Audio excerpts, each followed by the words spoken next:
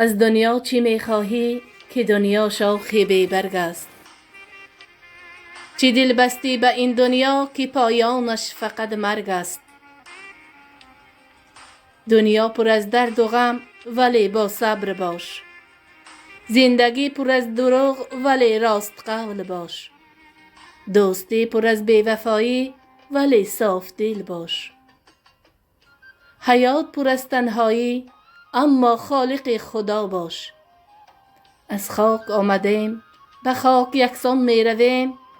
شیرینی حیات ندیده گریان و نالان می رویم. حکیمی را در قبرستان دیدند و پرسیدند اینجا چی کار می کنی؟ حکیم گفت با کسانی همنشین هستم که مرا آزار نمی رسانند و اگر از آخرت غافل شوم مرا آگاه می کنند و اگر از آنها دور شوم مرا غیبه نمی کنند.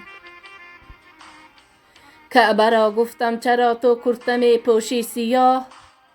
گفت شرمم آید از این حاجیان پرگناه. گر بنده رحمانی، گر فردی مسلمانی، گر پیرو قرآنی، باید که نماز خوانی.